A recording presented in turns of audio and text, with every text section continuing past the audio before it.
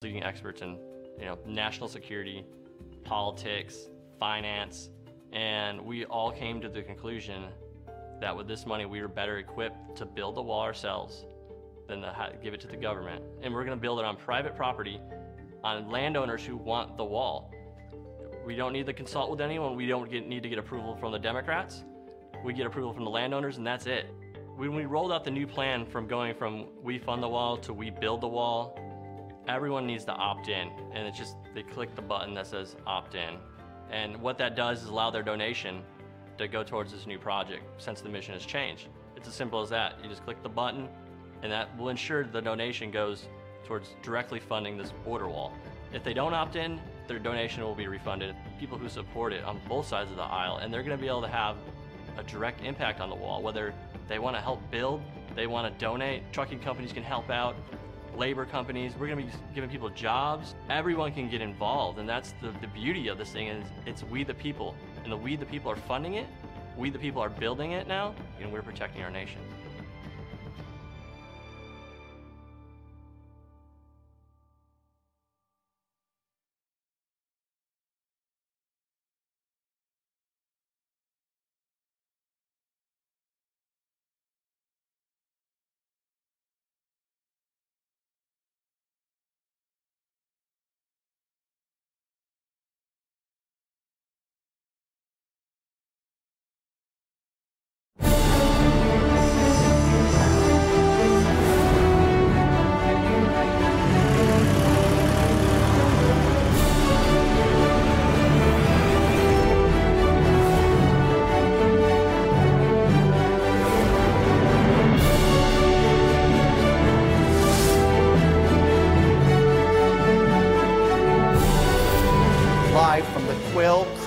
Country Club just outside of Tucson Town Hall with the team from We Build the Wall. So with me now is Brian Kolfage, the founder of We Build the Wall. How you doing, Brian? Good, how's it going? Fantastic. Thanks.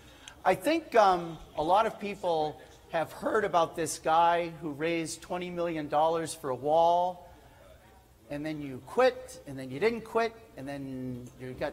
What's going on, Brian? What's going on? Well, I think there's a lot of misconception of what was really going on, and nothing has changed.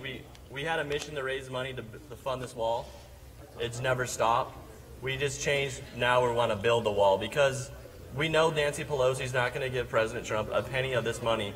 That is everyone's money who donated to this project, and we want to make sure we follow through on that. And we're going to build the wall now with those funds. And. Thank you. And so you've put a team together, and part of that process has also been doing sort of site inspections. Right. You were in Texas. So talk about what you learned in Texas and what you want to learn here. Well, when we were in Texas, we learned that the border is very dynamic. And, we have Brandon Darby on our team, and he's taught me everything I know about this border. And what works in one section doesn't work in the next section. And we're learning about the cartels and all the different factions that are going that are influencing all the communities around here and in Texas. And we're seeing about how the border wall and what's in place now is not working in a lot of these communities, and how these ranchers and the people in these communities they're threatened. And we shouldn't have that. This should not be going on in the United States. We should be protecting our people.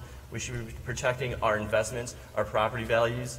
And we're not getting that, and that's why I think it's important that we have this border wall and more immigration and security in place, so we can protect our people. You shared with me a story once. You shared a story with me once about some of the problems that are going on here on the Arizona border. Can you maybe sort of share like a real life situation that you're aware of here in Arizona? Yeah, I think it's more than it's in Arizona and Texas, where the people are scared of having their homes broken into on the border, and so instead of locking their doors, as a lot of people do, they leave them open because they don't want their doors kicked in, they don't want their windows broken, and so they just leave their house unsecure as they go to the grocery store, so they don't have to pay to replace their windows. And it's just ridiculous, and it just goes back to protecting our people and protecting our communities, and we're not getting it. And we're going to go into more details about actually building the wall, but just to let people know, What do you estimate it would cost the government to build a wall, and what do you think you can do it for? Well, they're currently paying $18 to $19 million per mile, and that's a huge number. We, and our experts believe we can do between $3 to $5 million per mile, depending on which model. This is a name brand mile? This isn't like a... This is an American mile. Okay. Made in America. A MAGA mile. And we believe that we can do it for cheaper because, for one, we're private. We can hire the best people, and we have the best American citizens, like all of you guys out here in this crowd, donating, not just money, but donating in kind through companies, supplies, and whatever we need to get this job done. It's the American people coming together to build this fence and this wall. And we're gonna take some questions from the audience, but before we do that, why don't you just tell people how this all started? It was one night around, what, 11:30? Yeah. Go ahead, start. Well, I was at my home in Florida, and it was 10 days before Christmas, I believe, and I was just frustrated. It didn't seem like the president or our politicians were taking the border security serious, and you know, we all knew the shutdown was looming, and I had enough. I was fed up, and I thought, well, maybe, you know, if I create a GoFundMe, I'm just one person, maybe people will gravitate towards it because I'm a AAA amputee and I was in the military, and I thought maybe it would have a chance to do something, and that's what I did. I just created it. I talked to my friends before I rolled it out, and they were like, yeah, do it, Brian. I think it's a great idea, and they helped me set it all up. The next morning was Monday. It went live, and it just went viral. And we, you know, within a couple days, we had almost $5 million, and it was just exploding, and 10 million the next day, and then like 15 million, and then now 20 million. And it shows how important this matter is to the American people to raise almost $20 million right before Christmas. I mean, that's unheard of. So, was there a moment, though, or how many times did you just sit in front of the computer and just watch the numbers tick? I think we all were. I just remember telling my friends and telling my wife, I was like, it's going up, it's going up, it's going up. And my phone was blowing off the hook from all the media, and I mean, it went gangbusters. It was insane to see something like that, and it just shows what people can do in our, like, we're all one person. I'm one person, but together as a community, united, we're very powerful, and I think that's what makes this thing very powerful. And what will make it even more powerful is all of you continuing on and getting the word out to all your friends and all your family, explain what we're doing, because it's all about protecting our American values and what we have today in this country. I want my children, and when I have grandchildren, I want them to have the same freedoms that we have today. You know, I gave them 3 limbs for this nation, and I feel I'm deeply sacrificed and in debt to this country. And I don't want anything like the loss of my limbs to be in vain for anything. I will fight for it. I'll fight for those freedoms and fight for everything that we have today to ensure our future generations have it. I think, Brian, the beautiful and brilliant Jennifer Lawrence is going to pick out some audience members. Jen, can you maybe find somebody who has a question for Brian? Anybody have a question?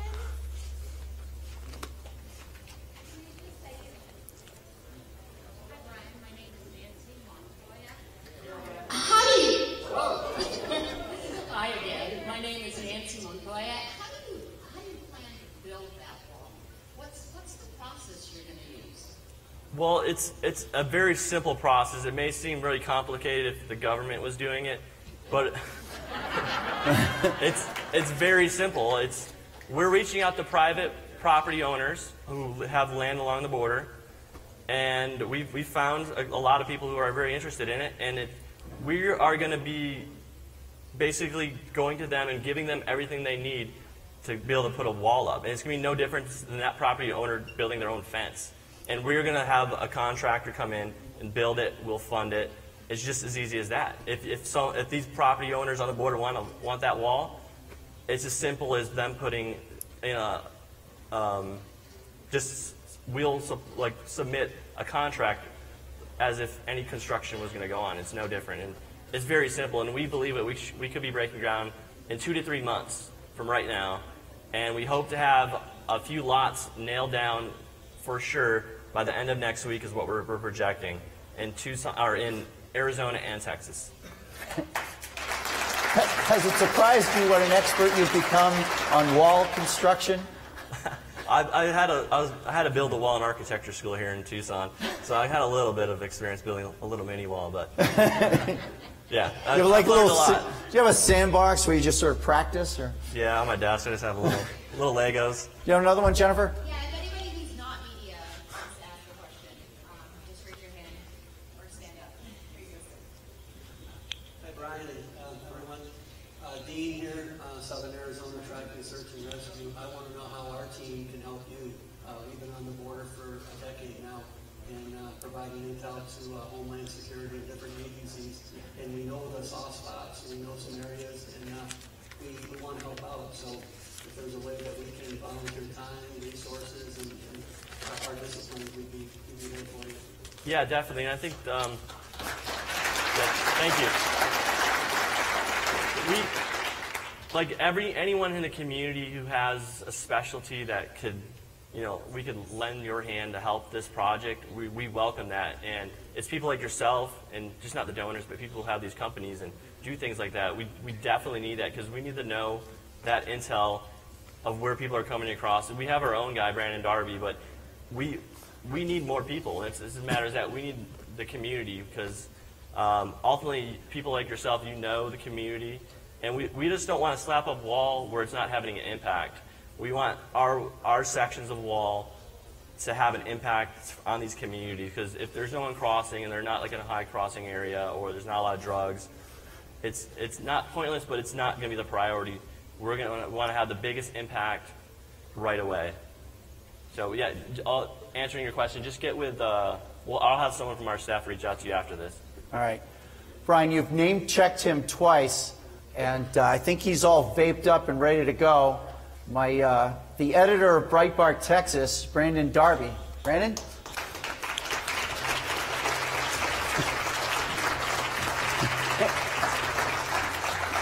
Good to see you, man. Boss. Please. Neil, do you want another question? Yeah, let's take one more. Go ahead. Hi, Brian. I'm Jeff Guest, resident here. What type of feedback, if any, have you gotten from the Trump administration, and how many miles of wall do you think you'll be able to build? The feedback has been positive. One of our board members, Chris Kobach, he was up for Department of Homeland Security Secretary. He's on our team now, and he's been speaking with the president himself directly. The president supports what we're doing. He approves what we're doing. And when we start breaking ground, we're going to be basically supplementing what President Trump is doing if he ever gets the funding. I think they're projecting to do 250 miles of border wall in strategic locations. We are going to match whatever the president does. And if they do 250, we're going to shoot for 250, because we all know that 250 that he's doing is not enough to impact everything that we need. We have 2,000 miles of open border. The cartels are very adaptive, and we need to secure our entire border, I believe. Yeah, and Brandon with us, I don't think there's anyone who knows the border like you do. I mean, you're literally, there's such thing as like when you watch, there's a difference between watching a football game from the stands and then, at the line of scrimmage, football is a completely different game. That's where you're living. Right. So, first off, thank you for coming tonight. It's, we've been fighting this, and some of you in this room have fought this much longer, but we've been trying to expose cartels and tell the stories of Border Patrol agents and communities along the border, on both sides of the border. It's not just the U.S. side where people are getting hurt by cartels, right? And we've been trying to tell their story for almost a decade now, traveling all 9 sectors, going into Mexico. We've developed sources that are just unbelievable sourcing in Mexico. So we have sources on both sides. And to see so many people fired up in supporting Brian's effort, and to see my old boss, Steve Bannon, join the effort, and to see so many people like you come, it really, honestly, I could get choked up, because I see that we are going to win this. We're going to win this. We're going to fight this. We're going to win. You know, I was initially a little bit hesitant because I guess I deal with so many people in politics. I'm just to be honest, I get very discouraged dealing with people in politics. I don't find politicians to be very nice usually, and I also don't find people in political media to be very nice. I don't know if y'all have noticed that yet. Easy. Except, there's some nice ones. But so here's the bottom line. I was very hesitant to get involved. We have been trying to stick it to cartels, to Mexican cartels, and make people pay attention in this country to what specific Mexican cartels are doing to our country. And it feels like we're yelling at a roof, like our ceiling, like no one's hearing us, or very few people hear us. And when I started to realize that this group was going deeper, it's like, hey, we need to build the wall. That's one part of a multi-tiered solution to a very complex problem. But we also need to stick it to cartels in other ways, right? Like we have to secure our country. And when I realized this group was all about it, I joined in. And I'm honored to sit on the stage with you. And I really appreciate what you've done and the encouragement you've given these people. So for people, obviously you can't put a wall everywhere, and we've heard that, walls be impossible and everything else. But for people who are wondering, is a wall possible and useful at certain sectors of the border? Okay, so here's where things get a little tricky. And because people, most of our media situation is everyone turns on Fox or they turn on MSNBC or CNN, and these people are pundits and they have these little sound bites they get to give for 30 seconds. Well, the issue is a little more complex than that, right? So the bottom line is this, is if you build a wall across the entire border all the way to the moon, then the cartels are going to switch to coming through ports of entry. And if you secure the ports of entry, they're going to find a way to go back and try to get between ports of entry. The facts show that fencing, barriers, walls, depending on what's needed in the specific area, absolutely work. Do they work 100%? Do they end all of the cartels and make Mexico okay again and America okay? No. Are they a vital component of that? 100%. And I don't think any serious person could allege otherwise. And generally, people say otherwise, but when you actually know the facts and you press them, they'll eventually admit that fencing and walls are a part of a larger solution. Big part, key part. And first part. I was at a briefing that you gave Brian and the team in McAllen, Texas. Right. And if you just sort of, we're going to take some questions from the audience, but if you can just sort of lay out, just so that they have a deeper appreciation, why is it that some sectors have a lot of human traffic, some sectors have a lot of coke, others have pot? Like how is it? It's not just geography. Okay, well, I don't want to bore people, but this is what I've been doing for a decade, and now that people are finally listening, I just can't stop talking if I stop talking. So I'm going to try to not bore you with this, all right? Okay, a lot of you know this already, but I'll just go here, right? Okay, if you look at the DEA map of which cartels control where on the border, they're going to say the Gulf Cartel controls from the Gulf of Mexico to Zapata, Texas, then it's the Zetas, and they control to Acuna in the Del Rio sector, and then it's Sinaloa until you get to the Sinaloa cartel until you get to Juarez. It's the Juarez cartel, and then after that it's the Sinaloa again, all the way to Tijuana, Mexico. That's just not true. It is true, but it's not true. So all of the Sinaloa cartel is made up of hundreds of different organizations. And those hundreds of organizations operate under the banner of the Sinaloa Federation. But they're all different cartels, and they all have different temperaments. Some grow marijuana, some grow poppy, some manufacture fentanyl and methamphetamine, some simply traffic drugs. Well, changes that we made in this country ultimately led to some of those groups saying, hey, we can't make money off of our horrible marijuana anymore, so we need to switch to something else to replace our profits. And when you look at the Gulf Cartel, the Reynosa faction, they switched to human smuggling. So now they make as much or more from smuggling people into our country and from our asylum laws, from the holes in our asylum laws, they make as much or more from that as they do from narcotics now.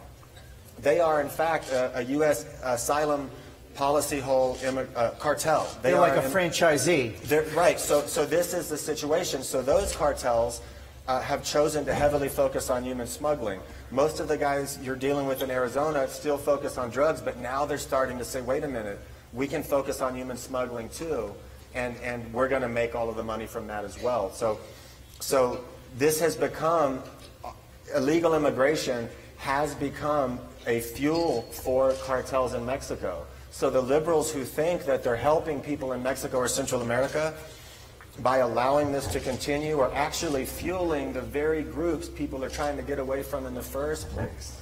And what is it ahead? Was that boring? Was that too boring? Okay. What do they make ahead? It depends on the group. So if we're talking about the Reynosa faction of the Gulf Cartel, which is the most prolific, and I'll tell you this, they generally charge somewhere between $5,000 and $10,000 a head, right? Unless you're a special interest alien. And if you're Middle Eastern, they'll say, okay, here's the deal. If you want to go there and you want to request asylum, we'll let you do it for $5,000. But if you want to go there and you want us to sneak you in and really get you to Houston or Dallas or Tucson or Phoenix, then it's going to cost you even more, maybe $12,000 to $15,000. So these groups are really making money. Every time you hear, and it's a fact that last year there was 1,100 to 1,200 people per day apprehended. And remember, we only apprehend half of them, right? Approximately. 1,100 to 1,200 people per day apprehended crossing our southern border per day. Now you think about the amount of money that is to those criminal groups. Not only the amount of money it's going to cost you in the long term to educate those people and provide health care, and we can go down that line, I'll let other people do that. But you think of just the amount of money those cartels are making. And there are sectors where there are just runners, where it's not asylum, it's actually other sectors just for... It changes, you know, like if you know, like the DEA map would say that Arizona is Sinaloa cartel. No, it's Los Salazar, it's Los Mimos, and a couple of other criminal groups. They're at war with each other, but they're actually under the banner of the Sinaloa cartel. Now you know why we hired this guy. Yeah, so I can't help it. I'm sorry. So basically, you really want to drill down. Call Brandon Darby. So when we say sectors, there are areas along the border that they use for human smuggling, and there are areas they use for different drugs. And a lot of times they pump the areas they use for human smuggling full of people, right, to cross, because they know that the agents have to deal with, especially if it's a lot of kids, the agents have to come off of their assignments and they have to deal with those kids so they don't have if a kid's sick and dies, and we saw what happens.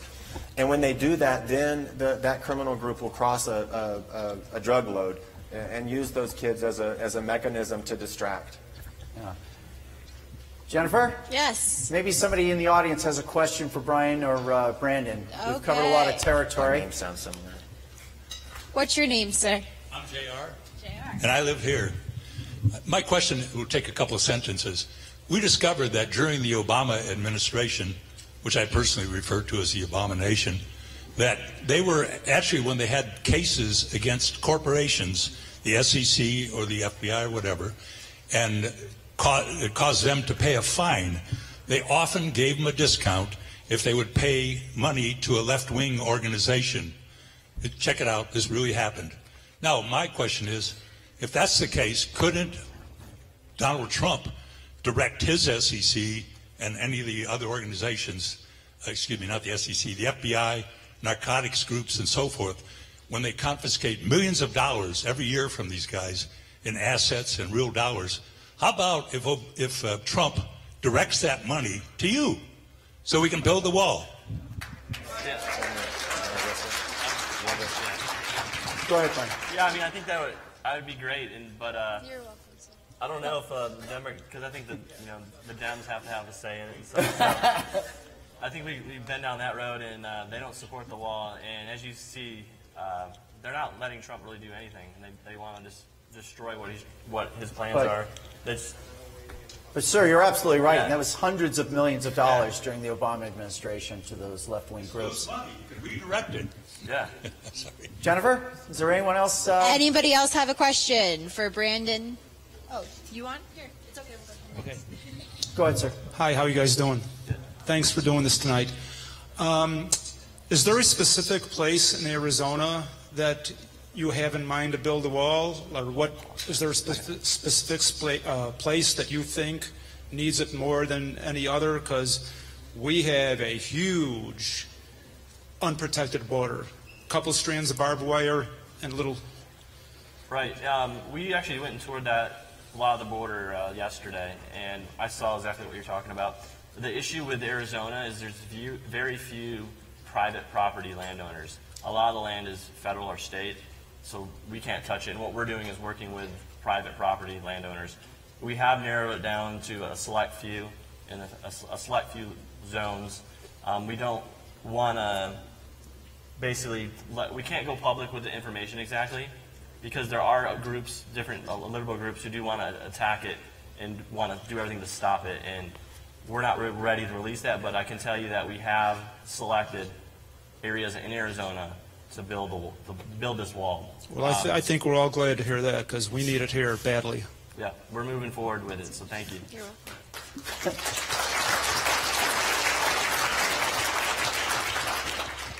Hi there, my name's Dave and live in Quail Creek. Where do these people get the $10,000 and $15,000 to come across? Dave, is that your name? Yeah. Dave, that's a great question. He asked, where do the people get the $10,000 and $15,000 to cross? And the fact is they don't get it. What happens is when the Gulf Cartel began to try to replace its profits with human smuggling, it sent out scouts. It sent people to Central America to sell the journey to those communities. And they say, hey, you don't have to pay anything up front. It's okay. Whatever you have, $200, $300, whatever. You don't have to pay anything up front. We'll get you into the United States, but for the next 5 to 10 years, you're going to send me money. You're going to send us the money back via Western Union or a Landy Valuta or one of the wire services. And if you don't send it back, we know where your family is. We have people in your communities, and we're going to do X, Y, and Z to your grandmother or your sister or your father. And so people send the money back. So it actually is, we actually have I think the Western Hemisphere's largest issue of it's modern day slavery. It's indentured servitude at best, right? At least it's indentured servitude that these people have gotten themselves into to try to get here. But they don't have the money to come up front. That's just the thing. And that's one of the things that makes it so heinous, is that not only is it, do we have the Angels family? We have Angel families here. I'm sure we have family members here. Yes. I'm sure we have family members here of slain Border Patrol agents. And, this is horrible for our country, what's occurring, but it's also horrible for their countries and for those people. The left is not loving these people by continuing this, because it is indentured servitude, and they do end up having to pay them most of their money for the next 5 to 10 years. Does anybody have questions on this side of the room? Yeah, we're kind of ignoring this side over here. Sorry about that. Sorry, guys. I'm going to turn my body. We're going to go stereo. Yeah. Are you getting any pushback from the politicians regarding permits? I was concerned, because you can't build a wall here 3 feet high without getting a permit from Pima County. So I don't know what you're going to be doing. We haven't submitted for permits for any project yet, but we are taking proactive measures to ensure that it's going to go smoothly. And we have local politicians to the highest state level in both states, Arizona and Texas, that are on our team. And they want to help this. They obviously understand the importance of having border security. And so they're going to make sure everything goes smoothly. Is there any other questions on this side? Anybody? No? Well, I did have a question, Brandon. You mentioned certain Middle Eastern and other ethnicity. What are some of the other, just so people have an idea of the breadth of this problem? It's not just people from Guatemala, Honduras, in Central America, and when you say Middle East, but they also find people from Russia or... Right. Okay, so during the Obama administration, the last years of the Obama administration, they wouldn't put out data or information about the nations, not ethnicities, the nationalities of people being caught at our southern border.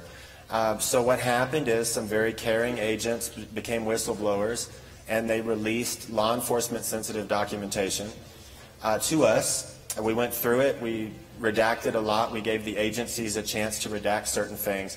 And what we discovered was that there were people from 73 nations coming across our southern border at that time. A lot of those nations were Middle Eastern nations, greater Middle Eastern nations, Pakistan, Afghanistan, obviously the Horn of Africa, which is a terror hotbed. It doesn't mean those people who came were terrorists, I get that, but it does show that there is a pathway from those terror hotbeds to our southern border, and that's obviously very concerning, right? And then when they come, they get, what happens? So if someone says, I have asylum. They ask for asylum. They ask for asylum, and then they get on the bus and go wherever they want? No, so it depends, right? So if you're from Somalia, we can't deport you because we have no relations with the Somali government. So if you're from Somalia and you're on the terror watch list, you get to stay. And if you didn't commit an act of terrorism, we can't keep you in custody, which I think is not great. Some people come in, they turn themselves in at ports of entry, and other people try to sneak in. I think 2 years ago we had a case in Patagonia, Arizona, near Sonoita, where I think it was 5 Pakistani men and 1 Afghan, or vice versa, who were caught 17 miles into the U.S. Like, right? So they weren't trying to turn themselves in; they were trying to sneak in, and that's a bit of a concern, right? But both happen. But a lot of people just turn themselves in at this point. That's how, you know, a lot of us, we talk about build the wall. A lot of politicians talk about building the wall. And they put it on Donald Trump, and there's a lot Donald Trump can do. There's a lot the executive can do, but a lot of this stuff has to do with Congress. So let's keep in mind, most of our Republicans and Democrats in Congress haven't made a peep to change our asylum laws. They haven't made a peep to change the loopholes that allow people, in fact, they're not even loopholes, they're major features of the law that allow people just set foot on our soil, and request asylum to the first agent you see, and then you'll probably get to stay. And that's where we're at. And we have people from, as of 2015 or 16, it was 73 nations, I believe, who we caught at our southern border. Yeah, and at the State of the Union, the President was mentioning the number of women who suffer assaults. I think sexual assault specifically. And you know, how real is that problem? Just so people know, is this just bumper sticker hype, or is this something that? How would you gauge that problem? Well, I think the President was wrong when he said 1 out of 3. I think the numbers are actually 70 to 80%.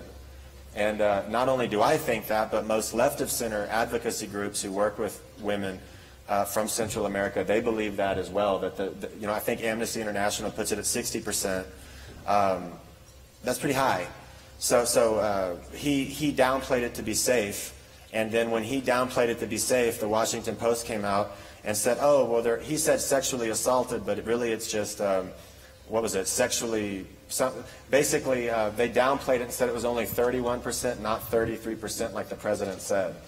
Only 31% of the women get sexually. I mean, this is what we're dealing with, right? So yeah, it's a very big problem. It relates specifically. Certain cartels have a tendency to do that more than others. Most of those cartels are on the Texas border, who tend to engage in that behavior that overtly.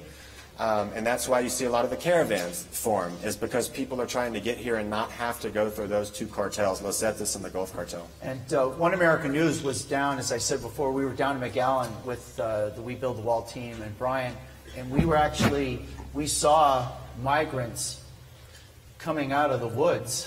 Yeah. Can you sort of describe what that feeling was like? Yeah, I mean, we were down there 5 minutes, and we saw a group of maybe 20 people just strolling in, didn't even care, just walking around, and they went to go find the Border Patrol so they could turn themselves in. Like, they want to be caught. And, you know, a couple minutes later, we went maybe a quarter mile down the road, boom, another group, another 20. And we got out and spoke with them. They came from Honduras, and the same thing. They just kept going. They wanted to go find the Border Patrol, turn themselves in. and they're not being stopped at the border. They're crossing the Rio, stepping foot on American soil. They're good to go automatically. Jennifer, you have a question from the audience? Hi, my name's Nick. I'm a resident here in Quail Creek, too. And I got an engineer question. It's part of my DNA. I understand you're wanting to build your wall on private land, and hopefully we'll get some funding to build some portion of the wall on government land. Are there any plans, or how are you going to connect these two walls? They're going to be similar walls, if not maybe the exact same. And when we'll be building this wall before the government even gets money to build their wall.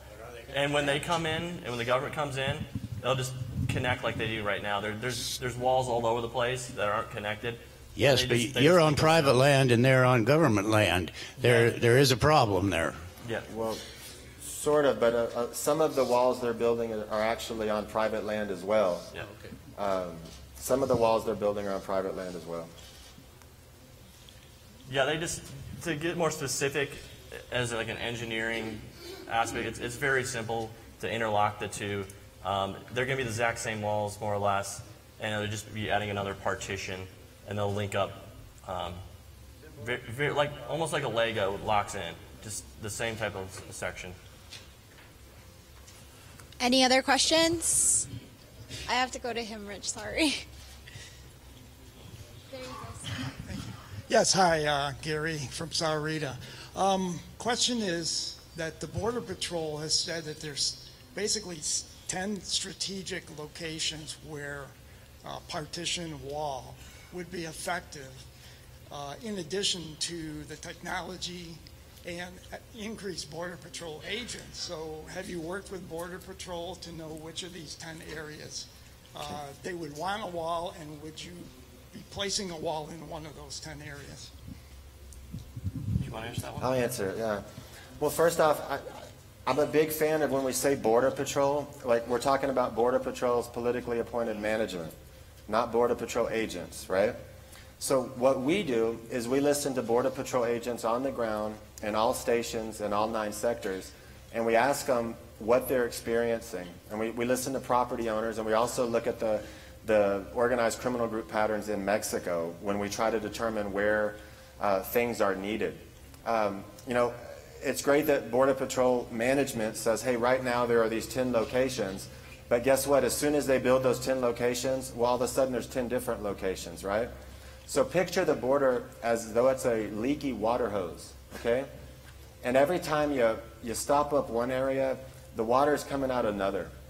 And so any barrier that's built along that southern border, even if it's built in the slowest traffic area possible, which it won't be, but even if it were, it's going to be helpful, because as soon as barrier is built in an area that is a high traffic area today, other areas that don't have a barrier are going to become those high traffic areas. Awesome. We have another question, Neil. Sure. Right here. Hey. Yeah, hey. Larry here at Quail Creek. You know, you've said a lot of things that most of us in here believe. There are a lot of people that don't believe what you're saying. Is there any thought process or thinking about how do you get through to people who are just denying that this even exists? Well, I think the people who are just flat out denying it, it's going to be very difficult to convince them otherwise, just because they're not open-minded enough to see the issue. I don't think we're ever going to convince everybody that this is a major problem, but we have 60 million people who voted for President Trump, and we believe that those people all support border security. You would believe at least most of them do. I mean, and then we also might be some here tonight. Yeah, exactly. And then we have been receiving many donations from Democrats as well, and they tell me, they're like, Brian, you know, I don't support President Trump, but I know that the border security and protecting the American people is an important issue, and they're donating, and they're Democrats. So I think it's a slim amount of people who don't support it and are never going to support it, just because they want open borders, and they want our country to be invaded, more or less. They don't care. They're socialists. They think that America has everything and everyone else should have everything. But you know, I don't believe in that, and I work hard for everything, and I want my family and the people of this country to have everything that we have today, tomorrow. Brandon, thank you very much for being with us. A big round of applause. Brandon, thank you, man.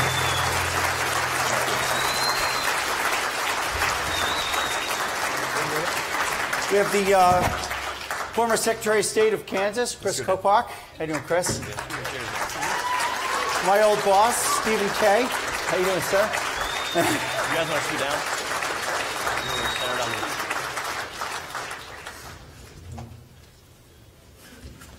So, Steve, how did you get involved in this? Somebody. Is this up? Yeah, thanks. Somebody gave me a call right after I'd known Brian for years as when he was running right-wing media and other websites, and you know, knew kind of the legend of this guy. He was such a hard worker. Somebody called me a couple of days after he got going, and we had a conversation, I think, with Brian 10 days into his thing, and just talked about he might want to think about flipping this from funding a wall where the money just goes to the U.S. Treasury because you can't designate it, to actually build a wall, to actually a citizens action initiative to actually build a wall. Then Brian talked to the GoFundMe people, and here we are today with Brian leading an effort that we've put the original gangsters of the OGs of the MAGA movement together to help him. Your entourage? Yeah. Well, look, it's a lot more people have contacted us. The advisory board is going to expand out, but when you have people like Tom Tancredo, you have the Angel Moms and Dads, you have Chris Kobach, you have Sheriff Clark, you have Eric Prince, we have an industrialist, one of the top industrialists in Pennsylvania, John Moran. We have General Robert Spalding, one of the single brightest guys, I think, at the White House. You have the quality of people that come around Brian and Brian's leadership to do this has been pretty impressive, and I think it's because of the nature of what this stands for. You know, a lot of people have made the point that the situation we have now has made every city and town a border city and town. And Chris, you're from Kansas, so how did you get involved, and to sort of talk about your perspective of why this is so important to you? Well, I think everyone would agree that every state's a border state now, and although Kansas is not a state that's physically on the southern border or the northern border, we are a destination state. So you've got meatpacking plants where, you know, Dodge City, still a place where the cattle are taken, but now they're slaughtered there. You've got meatpacking plants that 30 years ago, 40 years ago, it was U.S. citizens who were in those jobs predominantly, with some legal aliens. Now you have those plants filled primarily with illegal aliens. Construction, food services industries, everything, you know, a lot of the same industries you see in different parts of Arizona and all over the country. And so I became very involved in the issue, though, originally with John Ashcroft when he was the U.S. Attorney General. I was his chief advisor on border security and immigration at the time of 9/11. I started to work for him just a little over a week before 9/11. And that changed my life, because for the next few years, everything I did was trying to look at the loopholes that people, terrorists and then other illegal aliens. Now, the terrorists, they came in legally. 5 of them became illegal aliens of the 19 cohort in the 9/11 attack. You know, and Steve, I am curious. What's your quick read on the politics? The president is at Camp David this weekend. He's going to be working. The Democrats have offered $1.3 billion. Maybe Mulvaney said he'll take $3 billion. What's your quick read on? I'm not sure that's $1.3 billion to build a wall. I mean, it's the president, President Trump, and one of the reasons, I think the principal reason he won the primary was that he talked to the people in a very different vernacular than politicians. He's not a conventional politician. He committed to build a wall. I think this $1.3 billion and the $1.7 billion, all that, is some sort of hide the football on Normandy fence or some sort of fencing. I think it's very straightforward. He's got the appropriations process, which he's doing a good faith effort to do that. He's got 2 other options. I think he's got an option that Mo Brooks talked about today, an executive action option, and I think he's got an option on declaring an emergency, a national security emergency on the border. I think that President Trump will go to El Paso. I believe he did a great job at the State of the Union. I think he'll tee it up more in El Paso, which is a great example of how a border wall has actually helped safety and national security. And I think the president I don't think he'll take anything short of actually building the wall. So I think he'll take one of these 2 actions, and that may get tied up in the courts. But I think the politics of it, I think he's committed. I think he knows that the people that supported him, that this was incredibly important, and they felt it was necessary for national security. And just like the Border Patrol thinks, they understand that it stops illegal entry. Let me add something else to put that in perspective. So the border is 1,933 miles. We have fewer than 100 miles where there's an actual barrier sufficient to stop pedestrians. I'm talking, a real wall or the steel bollard fences. Fewer than 100 miles. The president's $5.7 billion ask is only for about 230 miles of wall. So even if he got all of that, you still would have over 1,600 miles of wide open border. And so that's why it's so important for We Build the Wall and for private citizens to step up. Let's imagine the president gets his $5.7 billion and he declares a national emergency. He sends the Army Corps of Engineers out to build for the next 2 years, for the rest of his first term. Even then, it's unlikely that the Army Corps of Engineers could complete that 1,600 miles. It's going to require an effort both of the government, us acting as we the people, but also us acting as private citizens. And that's why We Build the Wall is this wonderful confluence of government action supplemented by private property owners with the help of their fellow citizens saying, look, I own this property and I'm feeling the results, the damage of illegal immigration directly. We just yesterday, Brian and I were talking to one rancher who's, you wouldn't believe this, cattle rustling still exists, and his cattle were stolen by people who came across from Mexico and stole the cattle. You've got you've got violence against, people. Robert Trent's is a perfect example. You've got drug smuggling, where the drugs are bringing in all kinds of additional criminal activity. All of this is hurting these private landowners in a direct, palpable way, and they have the right as property owners, private property owners under our Constitution, to protect their property, and one way they can do it is to build a wall, and we the people get the benefit of that too. So that's why you're seeing so many people in this grassroots movement say, yeah, I want to do that. I want to help that private property owner build that wall. In fact, I think one of our original $10,000 donors, Wayne Schnell, is in the audience. We didn't even contact him. We just heard he was here. Thanks, Wayne.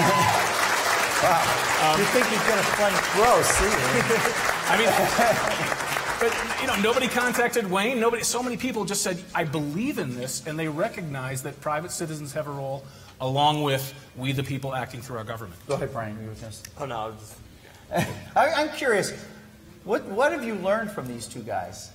Oh man, they're brilliant, and I learned that. So, This is a PG-13, baby. Yes. Go on. I learned that this guy Chris, if you read the media, like the liberal media, you'd think he's the devil. Same with Steve, but they're actually.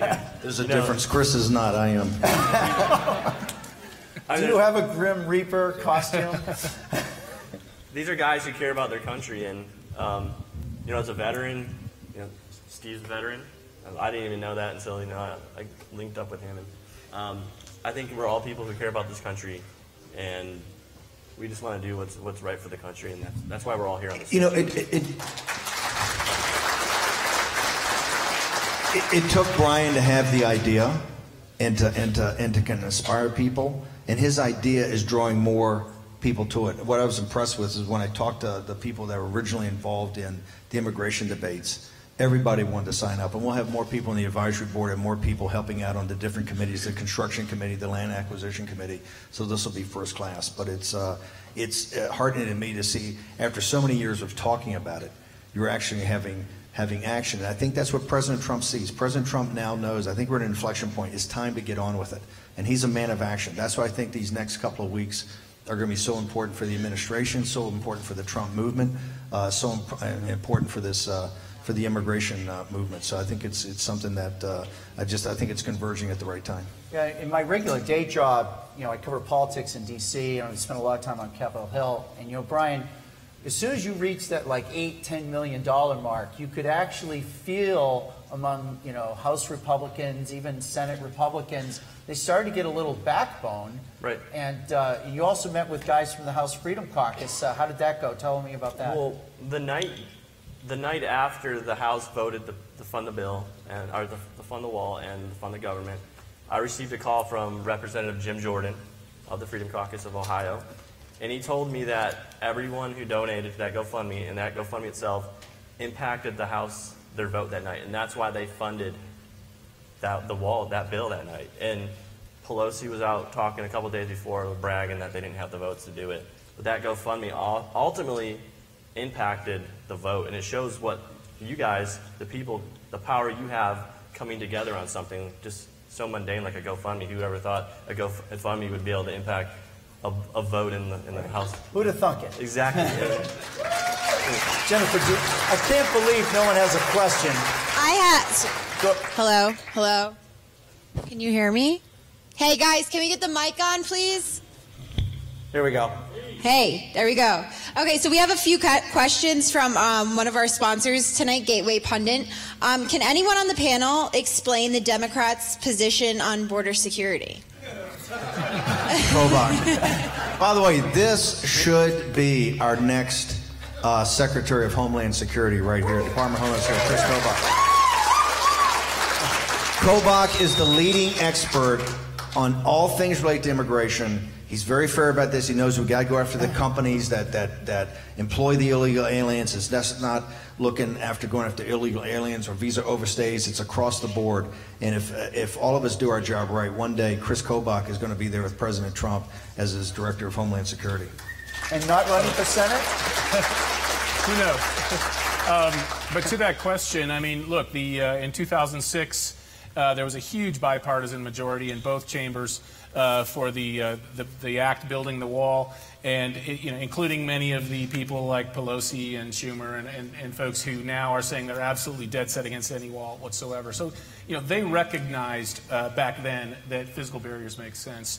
Now it's because it's President Trump, and it's because they want to take a scalp. They want to hand President Trump a loss, and I think they are putting their partisan objective ahead of the benefit of the country, and we saw that before. Jennifer,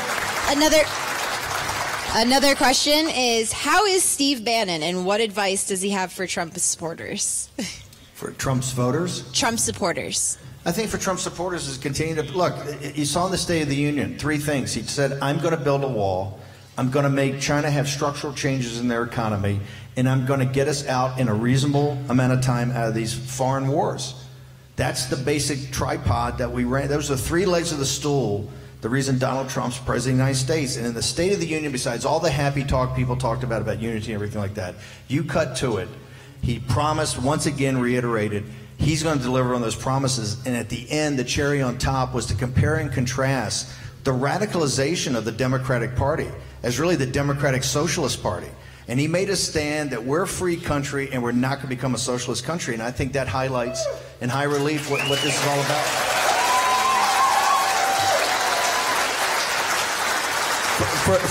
For the one American, the Gateway Pundit folks at home, just if President Trump hits those 3, builds a wall, makes China really reform, and we get our manufacturing jobs back here in the United States, and he starts to get us out of these, I think right now, pointless foreign wars, he will win in a landslide in 2020.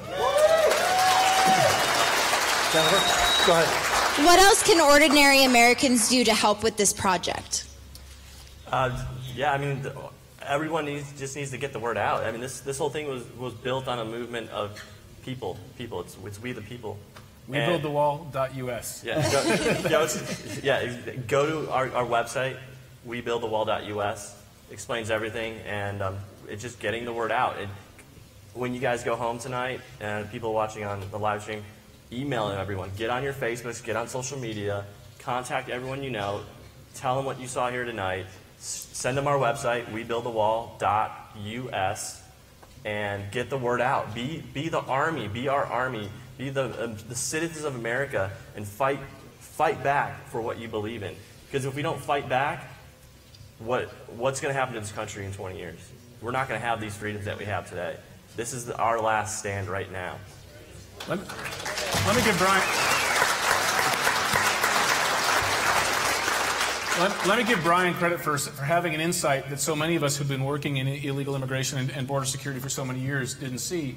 We knew that if you do a poll, and depending on how you phrase the question, you're going to have 65, 70, 75%, maybe more of the public saying, yeah, we want a barrier on our southern border. And it may be even higher depending on how you poll the question.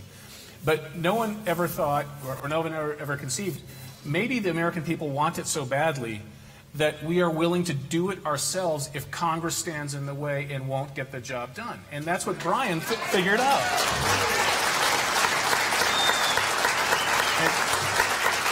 He struck the match and showed everyone that, yeah, the American people are willing not only to vote for this and elect Donald Trump president, they're willing to put their own money behind it because it's so important to our country, to our children, to our grandchildren. We have got to protect our country, and that means protecting jobs for Americans. That means protecting us against crime, protecting us against terrorism, and the wall is a critical component of that. So thank you, Brian. Steve, no, that's it. Listen, and going to the website, it's not about donations. We've had so many people try to volunteer. We're getting organized. Brian's putting together a management team. There's going to be tons of volunteers for this. We're going to go all over the country and do these town halls to get the word out. So there's a lot to do. Just don't think it's about hitting it with a check. In fact, if you can't do that, that's fine. There's so much more you can do. So just come to the site. Brian's going to have this whole thing organized in the next couple of weeks for volunteers, and we go to town hall. It's to get the word out, and particularly get the word out how central this is to our sovereignty, our national security, and to the rule of law in this country. One more? Let's take a question from the audience. Does anybody have a question? How are you? Good. How are you? Good. When I toured down at the rancher's land, they showed me areas where the barrier had openings. I can't remember the terminology, but they stated that those places where you could literally drive a truck through it would be opened and left open and unattended for up to 6 months, and a lot of this tied into EPA, the animals, and the flooding. So is there anything that you can tell us about that and how that's being handled that would, so you have the wall, but is it going to be effective, or are they going to leave it open? Yeah, I can address some of that. So yeah, there are some areas where there may be endangered species, and there may be a legitimate claim that there has to be some sort of opening there. But a lot of the lawsuits that try to make that argument, a lot of them are baseless, and they're just trying to use that EPA as the NEPA, the National Environmental Protection Act, as a wedge to try to stop the building of the wall. But the bottom line is, the more miles of wall that are built, as Brendan Darby said earlier, that's more tape on the leaky hose. That's more areas that it makes it harder for the cartels to smuggle. Just yesterday, Brian and I were on top of Montezuma Pass, which is at the top of the Huachuca Range. And if you look east toward Naco, you see this beautiful more than 10 miles of steel 18-foot bollard fence, and it is very secure. You look west toward the Patagonias, it's wide open. And what does that cause? Well, it causes the traffic to move through the unsecured area. But it's not pointless, because as we noticed yesterday, the Border Patrol action was concentrated on the open area. They didn't need to devote as many vehicles or agents to the area that has the fence. The fence is a force multiplier. And so as we add miles, it's like adding Border Patrol agents. We're multiplying the effectiveness of those agents. I have to interrupt here. Everybody, we're going to break off from One America News. I want to thank the One America News viewers. The conversation will continue online with Gateway Pundit. Everybody in the hall, why don't you say goodbye to all the viewers of One America News? Thanks, Brian, Steve, Chris. I want to thank the Herring family. I want to thank the Herrings and One America for doing this. Thank you. Absolutely. So we'll keep going. Go ahead, please. So, are we doing another question? Yeah, let's do one more question. Then I want to bring everybody out so we get some high energy on this. All right, sounds good. Who has a question? You, sir. Thank you guys so much for being here. And I don't think I've heard it said, but I want to thank Brian for your service. Thank you.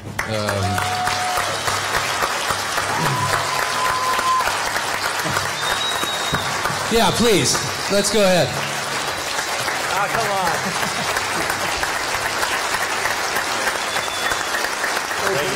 The log goes soft duty. And I'd just like to point out that I think, the really cool thing about this country is that we can all disagree on things. Is that right, Steve? That would be correct. Yeah. And, great. And I'm it's the mic. I'm just going to approach real quick because I do have a gift for Steve. Should I give a gift to Steve Bannon? Are you guys ready for a gift for Steve Bannon over here?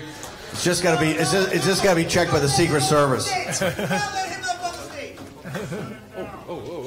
You're fine. Go ahead and hold on. I just have a gift for Steve. Shut him down. Sir, this is the middle of a program. Let's do it after the program. Thank you very much. Yeah, I'll meet you after the program, bro. Criminal right here. Steve, you are going to prison. We both know. Thanks, brother. Thank you very much. Good to see you, brother. We have a better question, actually. You know what? Quite the entourage. Where did he go? All right, it's fine, guys. Let's go back to the show. Come on, go ahead, sit down, guys. I have a great question. Hey, Nia or Jennifer. I just want to tell Brian. Go ahead, sir. I just wanted to tell Brian because of the. Mic on? Go ahead, sir. I just wanted to tell Brian that because of me putting my name on that $10,000 donation, of course I had my share of hate mail from it. But 3 weeks ago, on Facebook, through Messenger, I got contacted by a radio station from Copenhagen, Denmark, wanting to interview me and see why I donated to a wall.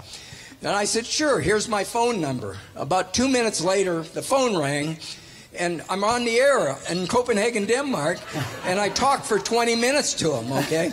And finally I hung up, and I own a resort up in Tucson. Okay. And about 20 minutes later, they called me back, and they said, we had such good results from your thing. Could you be on the air tomorrow morning on our morning show? Well, stupid me, I don't know to think about. There's 8 hours difference. That's 11 o'clock at night here. At 20 after 11, I'm sitting there answering this. I was on for 10 minutes, talking, promoting the wall and everything. And of course, just like Donald Trump, I was promoting my own businesses too. And I'm telling you something, if you don't get me helping you out, you're missing a great thing, because I'm 82 years old and I can sell it more than anybody, okay? Thank you. Amen. So, can I just say something about the previous guy? That happens at all these events. That shows we're winning, okay?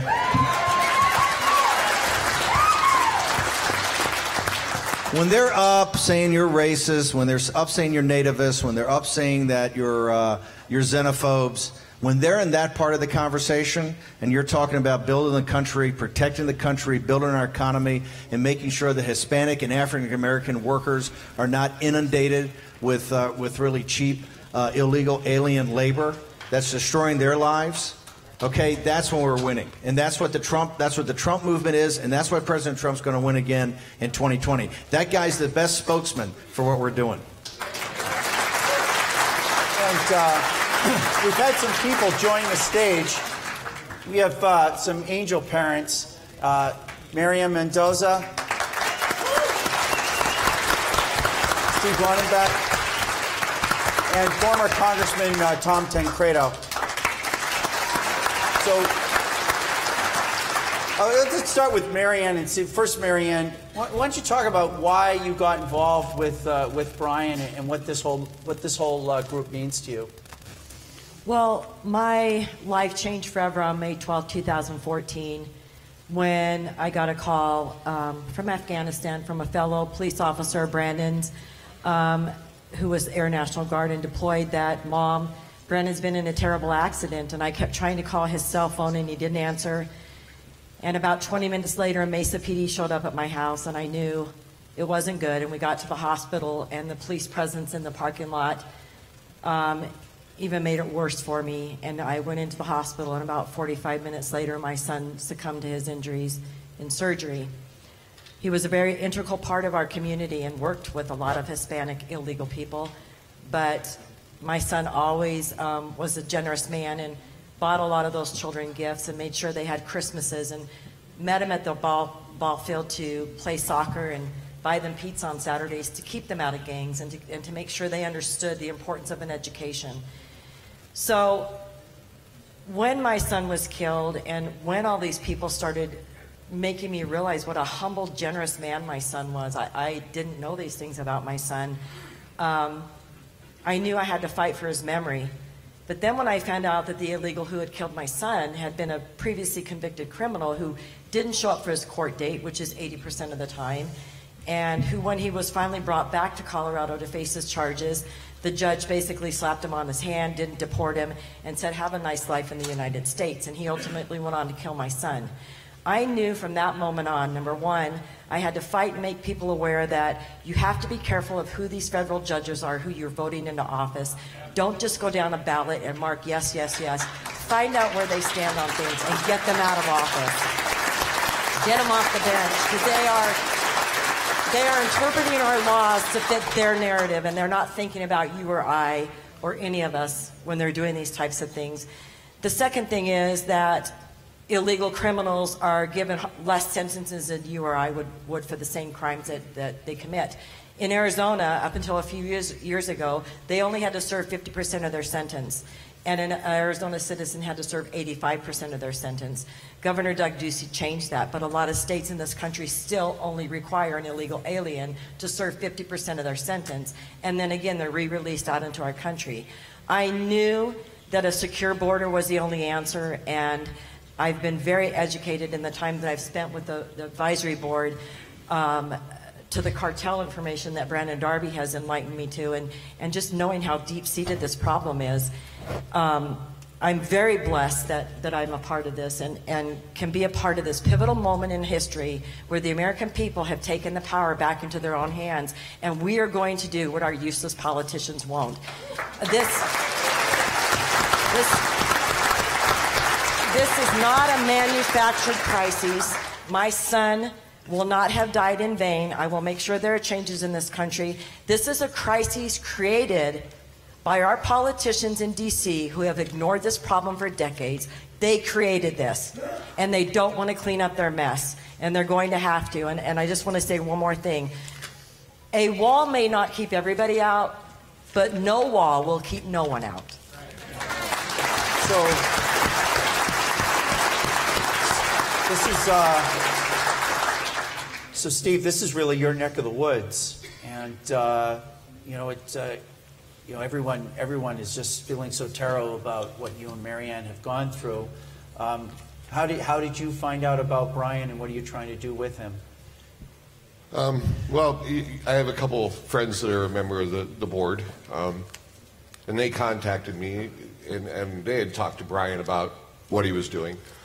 And they contacted me and asked, would you want to be on the advisory board? And I was like, oh yeah, I'd love to do that. Because again, Brian is succeeding where our politicians have failed.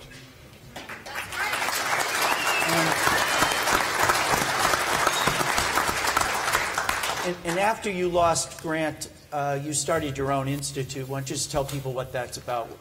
The Grant Rodebeck Institute is a think tank, basically. We want to be one of the #1 sources of information on illegal alien crime. We want to be able to put the statistics out. Right now, we want to put billboards up, and we want to put billboards of our loved ones in sanctuary cities. We want the faces to go with the names.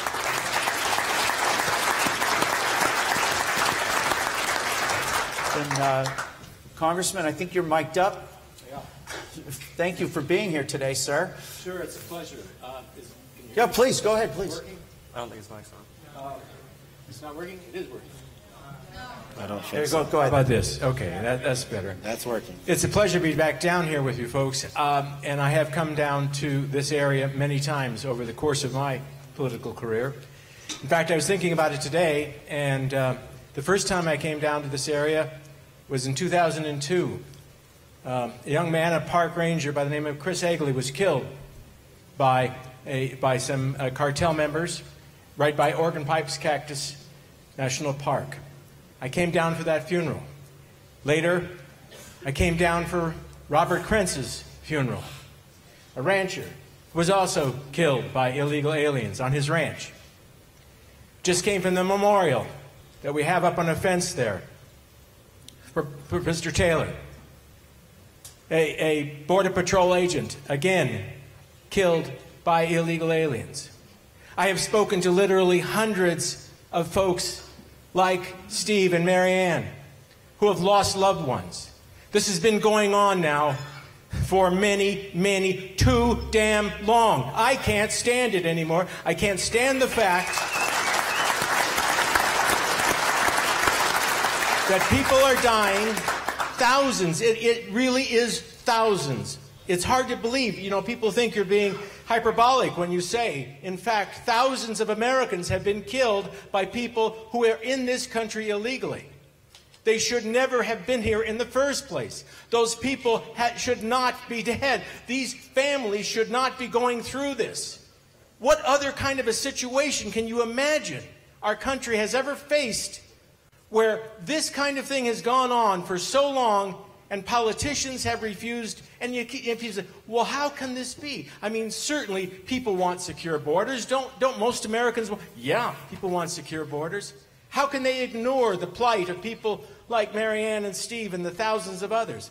It is an issue, believe this or not, of follow the money.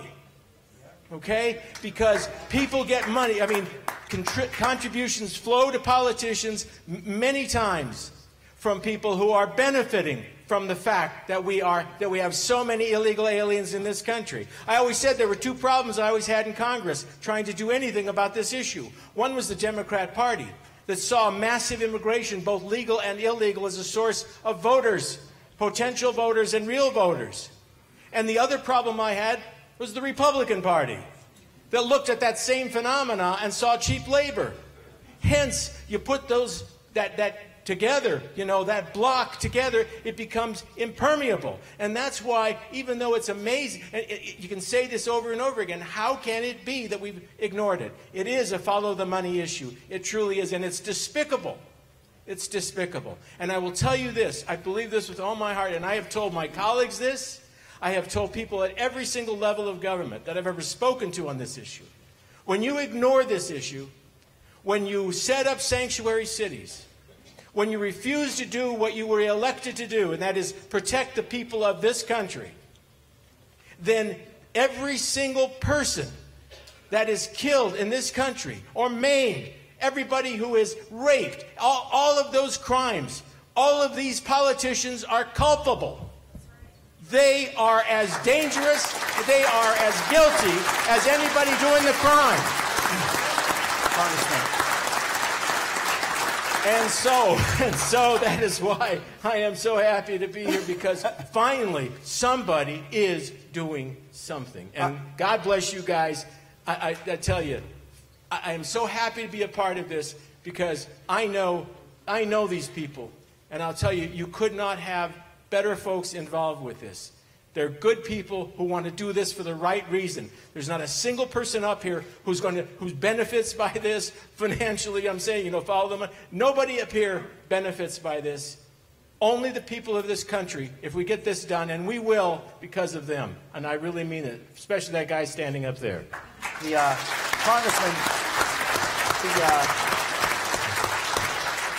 just as someone who's covered Capitol Hill, you know, a lot of people assume that Republicans are conservatives, but it's like it doesn't seem to play out that way on Capitol Hill, and it seems like the Republican leadership is actually there to block conservatives.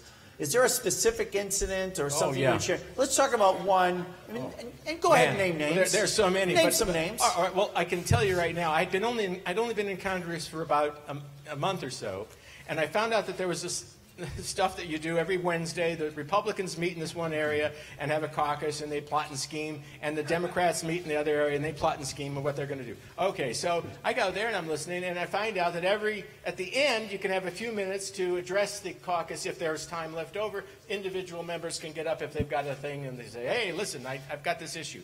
So every time I'd go up and I'd say, hey, I have this issue. I'd like to talk to you. And this, as I say, I went to Congress in 1998 with this issue, okay? So, and I said, I'd like to talk to you about it, but all I have is I've got a 4-minute videotape I'd like to show. No sound. It's just a night vision camera of organ pipes, actually. And so I said, I'd like to have it. No, I'm sorry, you can't do it. Well, finally, the caucus chair wasn't there one day. And so I went to the assistant caucus chair, and they said, oh, okay, you can do it, because they didn't know anything about it, right? And so they wheel in that old big machine, you know, you shove the old VCR. That's how long ago this was, right? And shove the VCR. Was it blinking 12? That's right. That's right. And it's a 4-minute video, okay? There's no sound. All it is, you can see organ pipes And there's a bunch of people, you know, that are camped there, and it's the middle of the night. And it looks like, over here on the side, it looks like a fire starting. But it's not a fire, it's just human beings over there waiting to come in at the right time. And, you know, the body heat is looked like that. But then all of a sudden starts out and they start coming through. And they wander through all of the campers there. And the first guy's carrying an automatic weapon, a guy behind him with a bunch of drugs. Then more, same thing, goes on like for 4 minutes. They're wandering through this camp, armed, carrying drugs through, and here are all these American campers there, you know, enjoying the facility. Well, that's all it was. That's all it was. And it stopped. There were 224 Republicans in that caucus when I started. There were 4 when I ended. They all walked out, and they walked out saying things to me that I can't repeat here, because they did not want to see it. You see what I mean? I was forcing them to deal with something they did not want to deal with. And believe me, at the time, I can remember being told by the chief of staff for President Bush, the name? The second, Karl Rove, tells me, we have this big argument, and he's telling me, you're a traitor to the party, you're a traitor to the president. And I said, I'm telling you right now that anything else happens like 9/11, and it's done by, because remember, those people were here illegally. Remember that, 9/11. You know, they were on visas, but they had all overstayed or lied about the visas. And so I said, if we have another event like 9/11, and we've done nothing more to secure our borders than we had done up to that point in time, I said the blood of the people killed will be on the president's head and on members of Congress that refused. And so he's yelling at me on the phone as I'm driving up to Washington from our house in Alexandria, and he's screaming and yelling, "You're a traitor to the party." He said, "Don't ever darken the doorstep of the White House," he told me. "Don't ever darken the doorstep." And I said, "Well, listen, first of all, the welcome mat has never been out for me there. And secondly, it's not your house."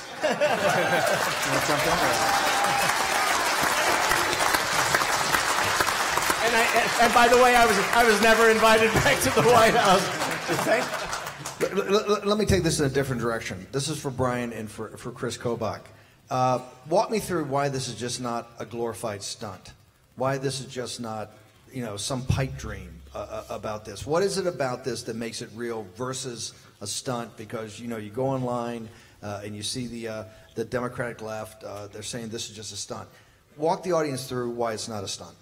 I think I briefly mentioned why it's not a stunt and why I created it. And I created it out of frustration. I'm a citizen. I'm nothing more than a citizen of the United States. I feel deeply invested to this country. I lost my limbs for this nation. It's not a stunt. This is not a stunt. That's not why I'm here playing games. Like I said, I want to get this wall built, for these families. When I met them and heard the stories of how they lost their children, how can you look them in their eyes and tell them that, no, you can't have border security? I have 2 children, 5 and 3, and I couldn't imagine something bad happened to them. That's why this is not a stunt. We're doing this for the people, to protect people like these families. Protect, if we lose one American, it's too many lives that have been lost. This is about the people.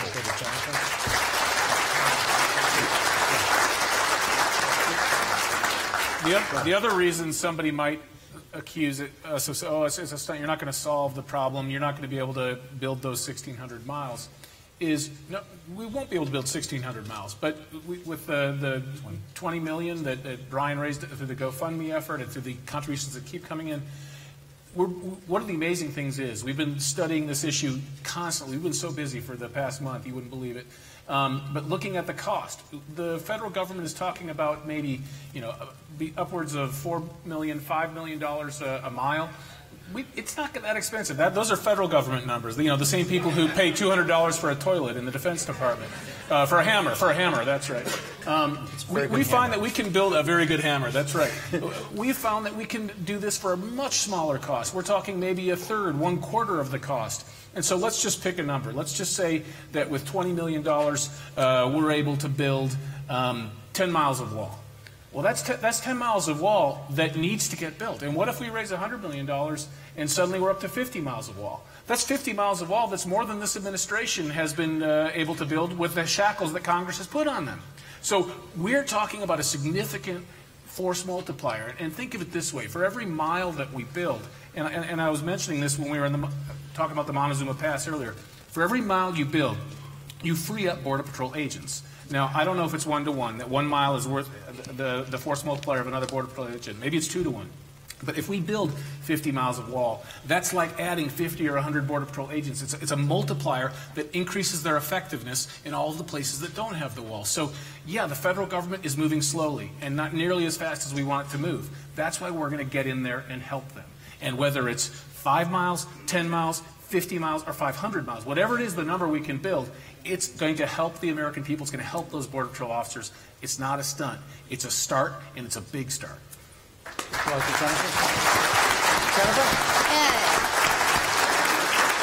Jennifer?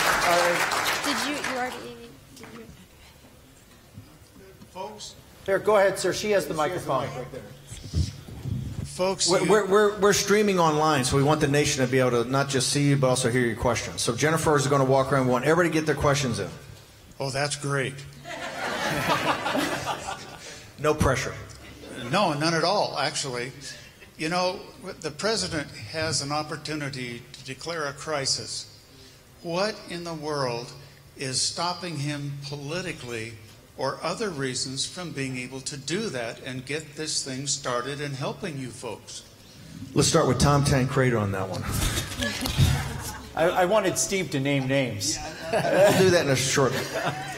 Well, first of all, there are political issues, of course, because a lot of politicians say, a lot of congressmen say, well, look, if you do that, it establishes a precedent that we don't like. Because then the next president can say, well, what about global warming? I think that's a national security issue. I'm going to declare that kind of a situation. There are political issues to think about in it. There's also a legal issue. Now, you know as well as I do what will happen that the minute that, in fact, they're doing judge shopping right now, I guarantee you, in anticipation of the president declaring a national emergency. Because the minute he does, they will take it to some liberal judge somewhere who will, in fact, stop it. And then we'll have to go through this process of appeals and that sort of thing. And Chris is far better than I to explain the legal side of this, but I just know that there are obstacles. I don't know if those are the ones that the president is the most concerned about. I know they're there, and I know they're big ones. But Chris is he's a lawyer, and he can tell you about that. The Ninth Circuit is probably where they're going to go. That's, of course, where they're going to go. The Ninth Circuit, which unfortunately Arizonans in the audience are part of the Ninth Circuit, and that's why so many of the cases here end up going the wrong way unless they go to the Supreme Court and they can be corrected. But yeah, this does qualify as a national emergency. But in addition to that, there are multiple federal statutes that authorize the President of the United States to build without congressional authorization, to build for the defense of the United States. There's a Defense Contracting Act that allows him to do it. There's another act that specifically allows the president to build structures and spend money to stop drug trafficking into the United States. Seems like this would qualify for that, wouldn't it? And so you've got multiple federal statutes, and there are other ones I haven't mentioned that authorize him to just act under existing federal law without even declaring a national emergency. So I guess to the larger point, does he have the legal authority to act independently without Congress? He absolutely does. There are multiple statutes in addition to national emergency, and Ann Coulter wrote a great article this week. He also has Article 2 powers. His commander-in-chief power is essentially defending the United States. And a country that does not have a secure border has a need to be defended. And so there are multiple bases legally for him to do this. And when he says that, and he said that during the State of the Union as well, he's absolutely right. The acting attorney general today gave testimony that said that what you just said about drugs was overblown. Do you want to make sure people understand exactly what he was trying to say? Yeah. So what he was trying to say. So the acting attorney general said something, I don't remember the exact quote, but along the lines of what we Matt Whitaker. Yeah, Whitaker. He said that most of the drugs we discover are interdicted at the ports of entry. That is true. Most of the ones that we discover are at the port of entry. But that's because you get it already. That's because there are roughly in any given year 86 million or so, between 85 and 90 million cars and vehicles that come through the port of entry. We get to stop each one of them. We can have the drug sniffing dogs go through them. We can search them if we want. They're Border Patrol agents. And we do discover thousands and thousands of pounds of drugs being brought in through the ports of entry. But you don't have that situation between the ports of entry in these vast stretches of deserts where we only discover probably less than a third of the trafficking that comes in. And so therefore that number is, I would guess, probably larger than the total amount, if we knew what that number is, larger than the ones that we can easily discover at the port of entry. And to prove my point, many of you will remember that in 1998, the federal government deployed sensors and the rheostats, the tethered rheostats, along much of the southern border. In that year, the number of drugs that we interdicted coming in illegally between the ports of entry went up 45%. Well, it wasn't because the number of drugs trafficked went up 45%. It was because we suddenly were able to start discovering a higher percentage of it. So the bottom line is, yes, of the drugs that we discover, most of them we discover at the port of entry. But there is a huge sum, thousands of pounds every year, that are coming through between the ports of entry, and that's where the wall comes into play. If the president declares either an executive action or a national security emergency, and he calls out the Army to come to the border, and he brings out the Army Corps of Engineers, he starts turning dirt, and the Ninth Circuit tries to stop him, what are his previous presidents like Andrew Jackson and others, what are his options then? Does he have to stop building, or what does he have to do?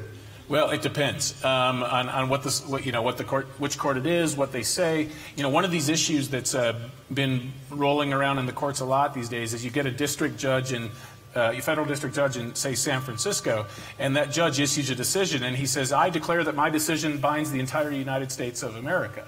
Well, that's never been tested in the Supreme Court. Can a district judge in one little part of the country, and that's why, surprise, surprise, they go to San Francisco to find their best judges, or Hawaii.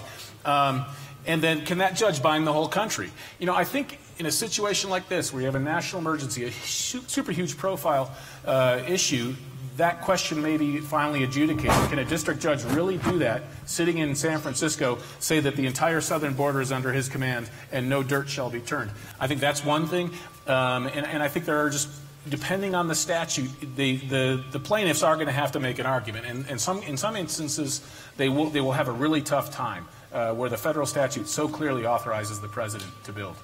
If you were advising the president today, looking at the options as he goes to El Paso next week, between trying to press on with whatever the appropriations process is going to do, or take an executive action, or declare a national security emergency, in that range of alternatives, what would you recommend? Well, as we've been discussing here, this is a true crisis. It is a crisis. American lives are being lost. American jobs are being lost. Drugs, deaths, terrorism coming through. So I believe that it is so urgent that the president should move forward on all, continue to ask Congress, but he should also move forward with the national emergency. He should also move forward with other areas where he has clear statutory authority. At this point, I don't think we have the time to say, well, let's try this option for 6 months, and then let's move on to the other option for 6 months. We have a real problem here where people on the stage can tell you that human life, there's a consequence. The longer we wait, the more people come through who might one day kill an American citizen. And I just don't think at this point we can just sit on our hands and just hope that one of these, try them one at a time. We've got to move forward. I think the president gets it. He wants to move forward.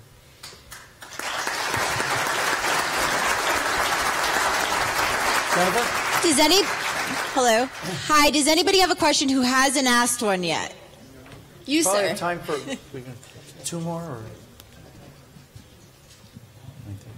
Please say your names. Go ahead, sir. My name is Peter. I live here in Quail Creek. Hey, Peter. Brian, I have a question for you guys. Are there any legal impediments to you guys starting this project? Let's say you got $100 million and you want to start building part of the wall. What legal impediments could stand in your way? It's not. There's not a lot, and the ones that I think are standing in our way would be things like some butterfly or a lizard that is protected. And we're doing things proactively to mitigate that, to make sure it's not a major issue beforehand. We have different things we're doing privately, politicians, and just we're kind of keeping it all secretly, and just we're not going to be announcing certain things to the public, basically. Because if we start announcing these things, it's going to bring attention to it, and these people who are against the wall are going to try to, do lawsuits against us. So I have fought against the ACLU in many different immigration-related cases over my career, and they always choose the jurisdiction shop. They try to pick the court, the judge that's going to be the most activist and is going to read the law the most broadly and find all kinds of things that aren't written in the law. And so when Brian says we're keeping things under wraps right now, well, we're choosing where we're going to build, and we're looking at all of the legal factors that come into play, and we're going to build where our case is unassailable, where there's no question that if the ACLU comes at us, we're going to come right back at them and we're going to win in court. And so that's why we're moving carefully. But there's no doubt, as the gentleman I think is implying, that legally they're going to come after, just like they're doing the president. They're going to try to use lawfare here to try to stop this, correct? I think it's highly likely. I've been involved in some of these cases where I sit there and I think there's no way the ACLU could do this. There's no good legal argument. Well, they'll come to court anyway just to tie it up for a little while, just to get a preliminary injunction until a judge finally says, yeah, there's no way, there's no good argument you have here. But they've tied it up for months in the meantime. So having dealt with these people before, we're gonna choose our battleground, and we're gonna choose it carefully, and we're gonna win. Go ahead, John. Go ahead, sir. Hi, Bob Lawrence. How you guys doing? My question is a little bit more broad. I work on terrorism in biological, and for the ability to an individual to bring across the border a pandemic virus. What are some of the agencies in the United States that are looking at this possibility of killing millions, not one or two at a time? Well, I'm gonna address that, and so obviously, traveling the southern border, all 9 sectors for nearly the last decade, with our sources, you become privy to a lot of how things are done, and with our government, right, and what they rely upon. So, our government has largely relied upon a belief that Mexican cartels wouldn't allow something through that would prevent those cartels from being able to continue to make money in the future, right? The problem with that is that now we see a situation on our southern border where several of those Mexican cartels have begun to engage in behaviors that hurt them in the long run, and they don't care, right? So we're kind of caught with our pants down as a country when it comes to terrorism threats, and when it comes to any biological or any weapon of mass destruction. I think that we're caught with our pants down. If someone offered enough money to Los Zetas or the Gulf Cartel to cross something very dangerous, and the Gulf Cartel knew that it would mean that they would quit making money a year from now or 6 months from now, they would do it anyways. So we are in we have a big problem, and a problem that requires a more aggressive approach from our law enforcement and intelligence agencies than the U.S. State Department is allowing them to engage in right now. We have a problem that requires an aggressive and well-funded human source program in Mexico, which offends the Mexican government. And we have a problem where we're treating a narco-state, a failed narco-state, as though they are an equal at a table, as though they're Germany or Canada, when clearly they are, in fact, a failed How do you defend calling Mexico a failed narco state? Be specific. Well, You've got to back that up, because guys are going to blow you up online right now. I call them all the time. So here's what we have in Mexico. We have roughly 32 states now. It used to be 31 states in the federal district. They just changed that. Now it's 32 states. And over half of those states in Mexico are under the control or direct influence of paramilitary transnational criminal organizations that we call cartels. When the Mexican government needs to go into more than half of its states to police that state or to go after a criminal, do they send in their federales and their police? No. They send in their military. They send in their Marines. And they send them in convoys similar to what we use in Afghanistan. They send them in armored convoys. They are attacked with RPGs Russian RPGs, with grenades, with all sorts of weaponry. So when I say they're a failed narco-state, I think at the point that over half of your territory is not under your government's operational control, but it's under the operational control of drug cartels, I think that justifies calling them a failed narco-state. Just one follow-on to this. Has the new Mexican government, how are they treating, because they tried to go to war with the cartels and failed, how are they treating the cartels today? What's the difference in actually, and how is it going to affect people in southern Arizona? There's about as little difference in how the current Mexican government is treating cartels from the former as there is in how our current government is treating cartels from how Obama did. Very little difference. One of the things in the El Chapo trial that came out that I already knew, and anyone who pays attention to it knew, which is that a lot of drugs are interdicted at ports of entry, right? Like, okay.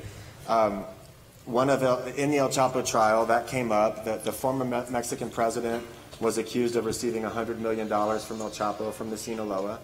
I think that is true. We've been reporting on that Peña Nieto's connections to drug cartels for many years. But one of the things that also came up is that AMLO took money from El Chapo. And strangely, there was the accusation in court testimony. And strangely, no media outlets other than Breitbart reported that. They reported everything that made border security look bad, but they didn't report that. So what AMLO is currently doing, the current Mexican president, is he's trying to change the use of military power forces, and he's going to call it the National Guard. So even though it's still the same people and the same machines and the same bosses and the same soldiers, so we can't say it's a failed narco-state having to use their military. And he's making a deal with the cartels that as long as they go back to doing cocaine and not opiates and not methamphetamine, he'll largely leave them alone, which is another indicator that that is a failed narco-state. So we can expect less cooperation from Mexico now than we had during the Obama years, and that's a problem. Jennifer? Yeah, we have one question here. Ma'am, what is your name? My name is Marie. I live in Quail Creek. Thank all of you. You've been very enlightening. I have a question in regards to the area along the border that is not federally owned or privately owned, but is owned by either reservations or American Indians. I want to know about how the negotiations are going in regards to building a wall along those areas. If anybody can help in that. I'm going to address that again. I'll address it briefly. Maybe one of my colleagues wants to as well. We have some problems with Native American reservations along our border.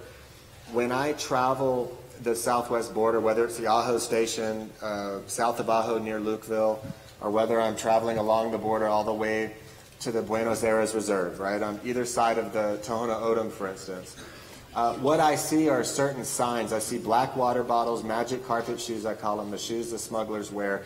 I can see that on the other side of the Normandy barrier in Mexico. And then when I go to I-8 north of the Tohono O'odham Reservation, do you know what I see all along the highway in the Vico Valley? And what I see is I see those same items. And what we have is a situation where many of our law enforcement agencies no longer work very closely or share intelligence with law enforcement on the reservation. And that's because many people on that reservation are working with Los Mimos, with that faction of the Sinaloa cartel. We have that across the southern border. No, I'm not saying every Native American is involved in that. No, I'm not saying that. What I'm telling you is that even in our own federal agencies, we're having a problem with cartels paying federal agents. We're having a problem with cartels paying U.S. soldiers. We're having a problem in the Rio Grande Valley of Texas with law enforcement officers taking money from cartels. Their narcotics unit stealing the drugs and then selling them back to the cartel. We have a problem with public corruption. The cancer that is happening in Mexico has metastasized, and it is spreading across our country. And those of us paying attention are watching it as it spreads from tissue to bone to it's just spreading. So when we talk about the reservations on the border, we have a significant problem It's going to be very difficult to build anything there. And many of their law enforcement officers are in fact working with the regional transnational criminal groups. Congressman? Only half facetiously, I would tell you that there's a lot of people that would suggest that when we complete our wall, and it's along the entire southern border, that we should continue and go right up on this side of California and all the way up to Canada. And I'd be totally in favor of that. But I'd also suggest that maybe what we have to do is consider the possibility that if you're going to really deal with it, because you're absolutely right, I've been on Tohono O'odham Reservation, it's incredible. 5-year-old kids walking around loaded, you know, I mean, it's horrible what's happening. Every kid on that reservation, every young kid has a new truck because they've helped actually transport the drugs. It's horrendous what it has done. So maybe we have to build the fence on this side of the reservation instead of the southern side. Well, I don't know, just a thought. There are clearly going to be some cases where it's just like what we currently do. We try to beef up security north of Tohono O'odham. We're going to have to be creative. It's not a one-size-fits-all solution. It's not the cartel. It's not the border. It's many sections of border that are very different from each other. It's many cartels that are very different. And what we do to address that is going to have to be creative, and it's going to have to be as dynamic as the problem itself. And I think that this group of people up here, with our commitments and our lives and the prices that some of us have paid, or some of my colleagues have paid for sure, I think that we're going to be able to address that on a case-by-case basis, a 40-mile by 40-mile stretch basis. I think we're going to be able to do that. How deep into the United States do you think this situation we have with the cartels, and particularly with public corruption, the corruption of law enforcement officials, the judiciary, where they've just got so much money, and also the fear of retaliation against their families, how deep into the United States? We know the drug problem, the opioid problem is a bigger problem in Ohio and in Pennsylvania and in Michigan and places like that. How deep do you think the public the reach of the cartels goes into the United States? Well, wow. Well, so one of the things that my team at Breitbart, Texas, one of the things we do in our Cartel Chronicles is we use advanced technologies that would creep you out if you knew they existed, and we use them to map out Mexican cartels. And then we write about them, and sometimes we share that information with law enforcement. And I recently helped bust, from Michoacan, it's called Los Viagras, I helped bust their network in Washington State, Chicago, Illinois, and Texas. So they're spread out across our country. And if you look at it, they have our country carved out as their territories. You know, if you look at like who is busted in if we go to the Dakotas, if we go to the back in the shale region, the oil region, what you always see is in the indictments you see 2 Mexican nationals and a bunch of U.S. citizens. And you're like, why is that? And it's because they send their people to run their effort, and they hire U.S. citizens to do it. And that's across our entire country. They have our country carved up as their territories, and they have it carved up from the southern border of the United States all the way to the northern border. They have their territories. They see our soil as their territory, and it's carved up that way. So there might be a cartel that has New York, and another cartel has Missouri? Sort of like that, similar to that, yeah. It's similar. It's similar enough to that to say that. As simple as you can answer. Yes, that's okay. Great. Does anybody have any questions who hasn't asked questions yet? Okay, in the back. I'm coming. Hurry. I'm going.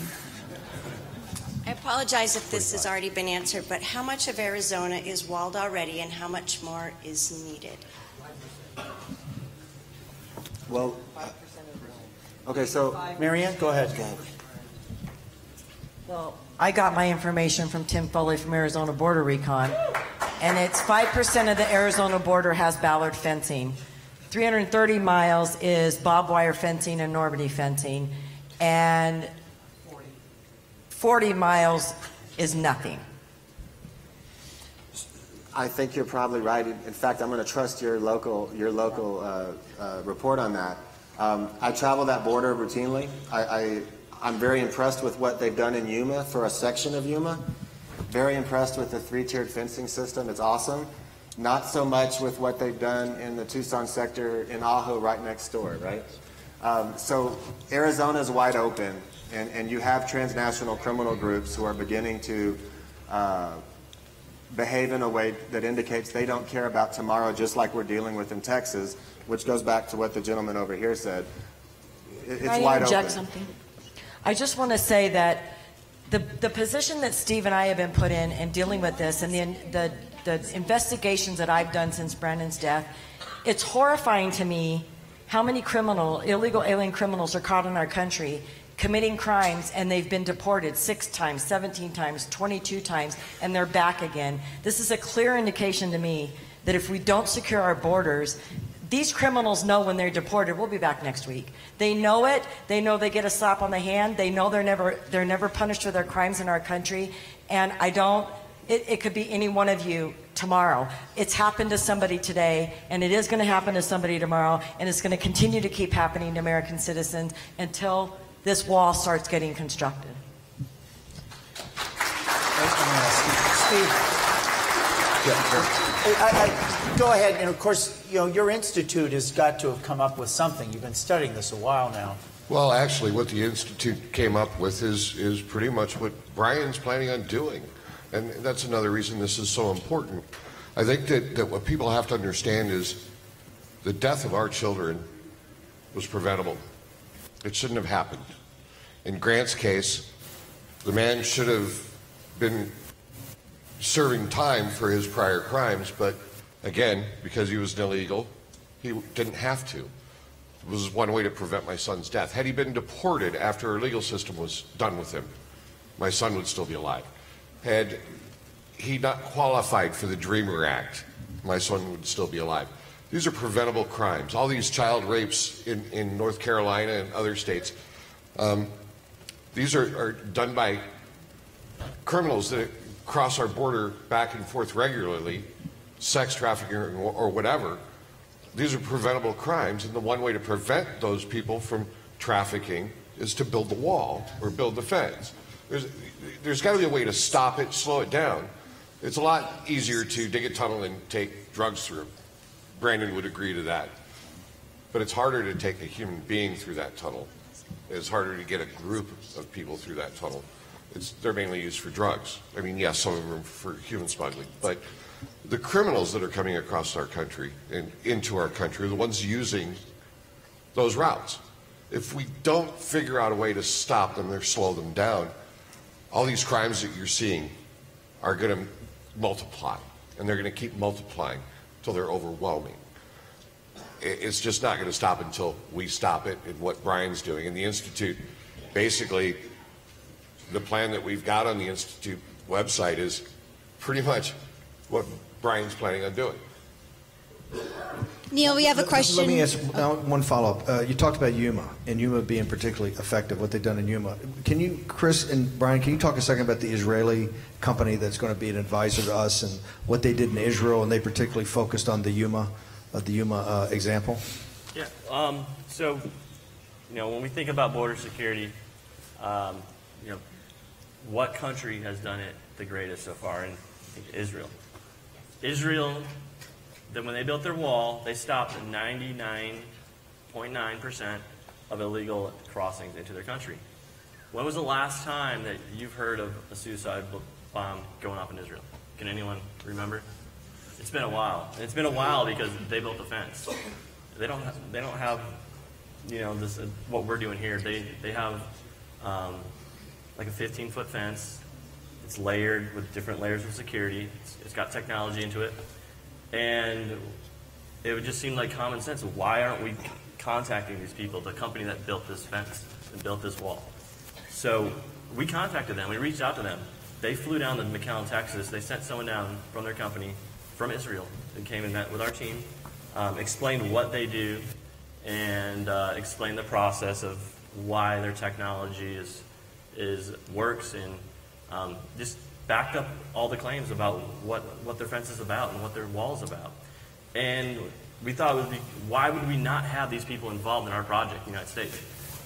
Why hasn't the United States reached out to these people? Well, the United States government can't bring a foreign affair into their process. And so being a private company building the wall, we can have the best company in the world for wall security or border security working on our team. So we brought them in. They are now on our team as advisors and will be advising us.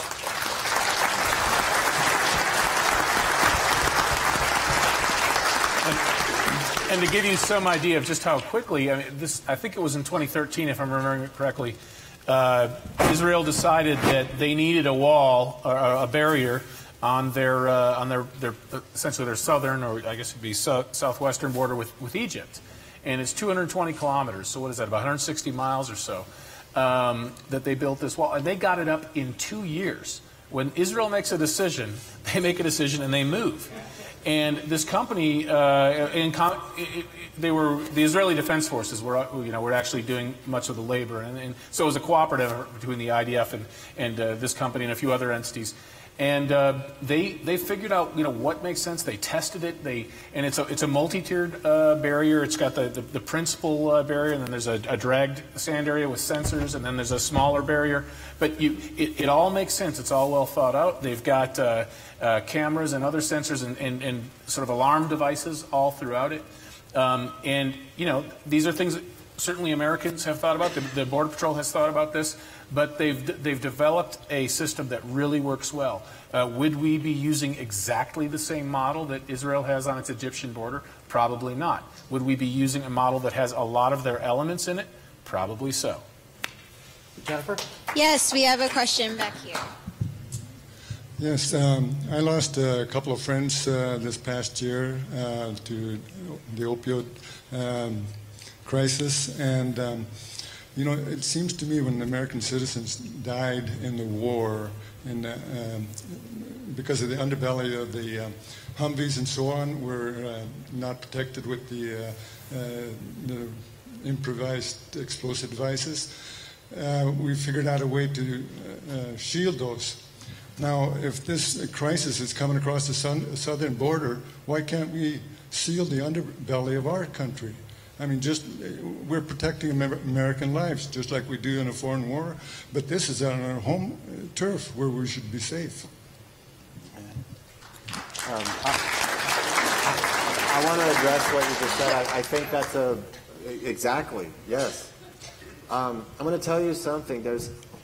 We've gotten to a point, like when we talk about the opioid crisis, I'm sorry for your loss. I'm sorry. I have that in my family as well. Thankfully, I haven't lost anyone yet. But I have addiction in my family as well, my extended family. So I'm terribly sorry for your loss, for your friends. But we have to understand that we're dealing with transnational criminal organizations that are way beyond the point of where Al Capone was with alcohol prohibition. Their tentacles in the government, their weaponry, their influence over the nation, their influence over their media outlets has far surpassed what Al Capone could have ever dreamed of. Simply legalizing it's not going to stop these groups. Like I said earlier, they switched to illegal immigration, some of them, because they weren't making money from drugs. Others switched to opium, which is why we have a heroin problem. And their heroin sucks, so now they started adding fentanyl, which is why we're seeing fentanyl deaths. We're not going to, a vital step in dealing with them is this wall. But we're not going to have peace and security in our communities and in that border region or across our country until we go after those Mexican cartels and we take them out.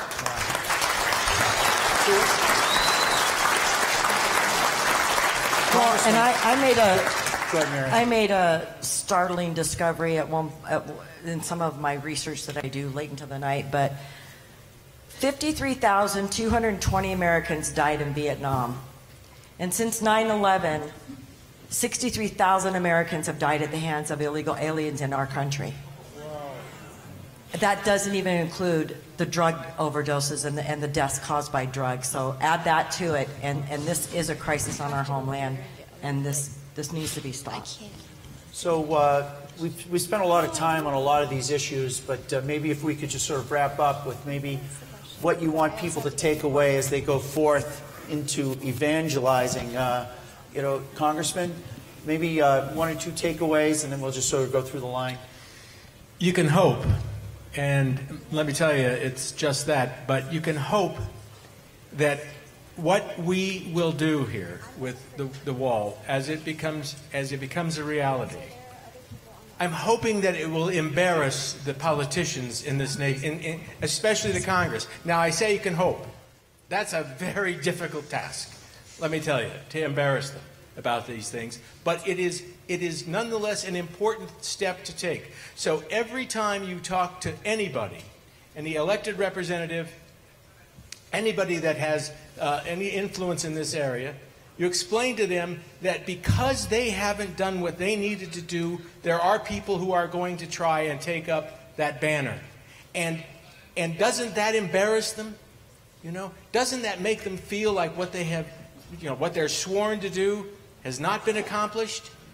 All I can think of is that I would hate to have somebody, a parent, coming to me and telling me, you know, this is what has happened. I could not possibly say to them, knowing what I know, knowing what we've told you today, there's no way that anybody can say to you, there's nothing that we can do about it. You know now that that's not true. So take that away from this meeting and do with it what you will. Steve, please. What I'd like everybody to realize is that what Brian is doing, and trust me, I am so very honored to be part of this, but what Brian is doing, again, is succeeding where our politicians are failing. And if you go home and you think about it tonight, and I know that most of you probably saw the pictures of Marianne and I's children up here when you came in. Now that you've met us and seen us, and you think about our children, and then you think about what Brian's doing, and Chris, and Brandon, and Steve Bannon, and you think about what they're doing for us, number one, they're doing for all of you. This isn't about just us. This is about protecting all of your families, your children, your grandchildren. Because Marianne said it before, it's not a matter of if it happens to you, it's a matter of when.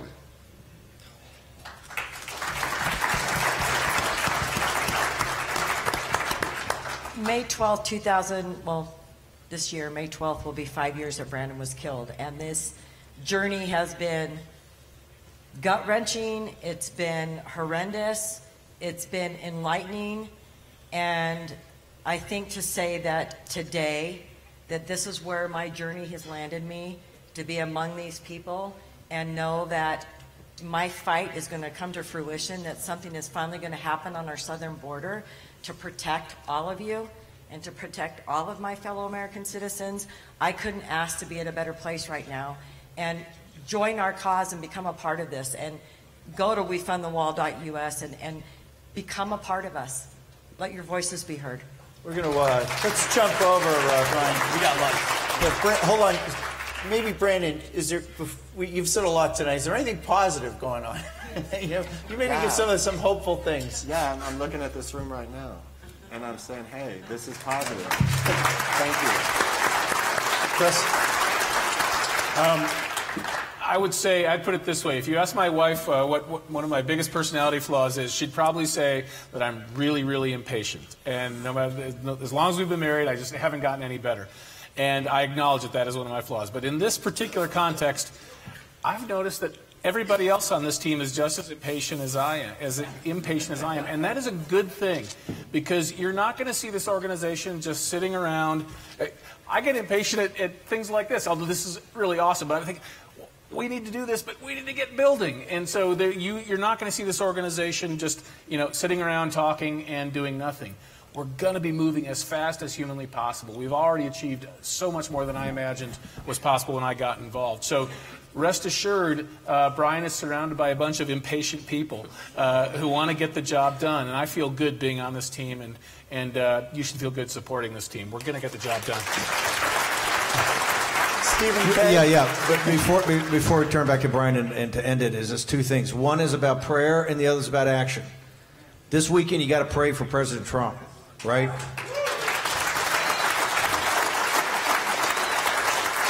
If people in Washington and certain elements in the White House will not have his back, it's going to take your prayer to make sure he makes the right decision. And he is now facing the toughest decisions of his presidency in the next 30, 60, 90 days at the same time. And you saw how they treated the acting Attorney General of the United States today in that hearing. They're coming after President Trump with no holds barred, okay? He's going to have to make these decisions. He's going to need your prayers. The other's action. All you need to do is go to this website. You do not have to donate. You don't have to give any contribution. Just go to take an action. Go to the website and push it out to your friends. All we need you to do is to join this. If you join it and we get it out to your friends, it'll be a multiplier, and we'll actually not just get a wall built, we'll save this country.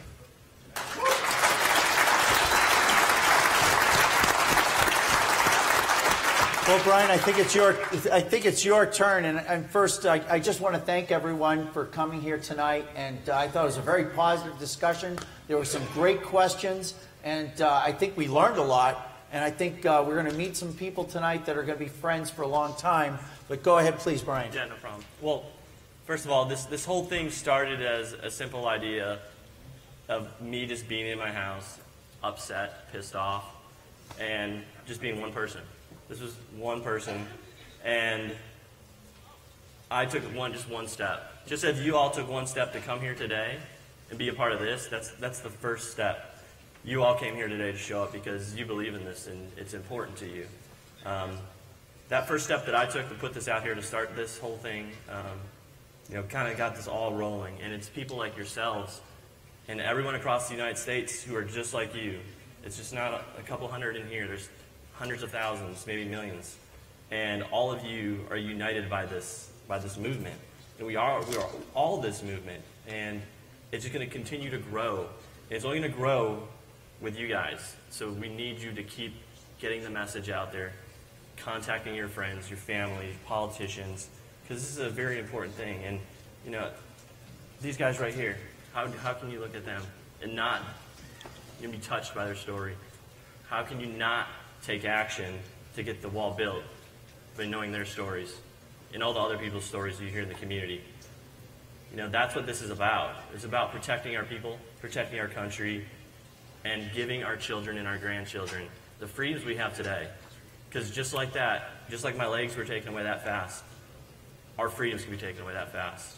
And I realize that, and I've learned these lessons and these different things of being in these situations of becoming a triple amputee. And the one thing I've learned is that no matter what you're up against, you can always overcome it. And the way you overcome it is just giving it everything you have, trying your hardest, remaining positive, and having a support group, of having a team. You guys are my team. I went to battle for this country, and now I'm calling on all of you to be my warriors, to be my army, to be these guys, they're warriors, and fight for them, fight for these families, and let's get this wall built. I want to thank Jim Hoff and all the guys at Gateway Pundit. Thank you.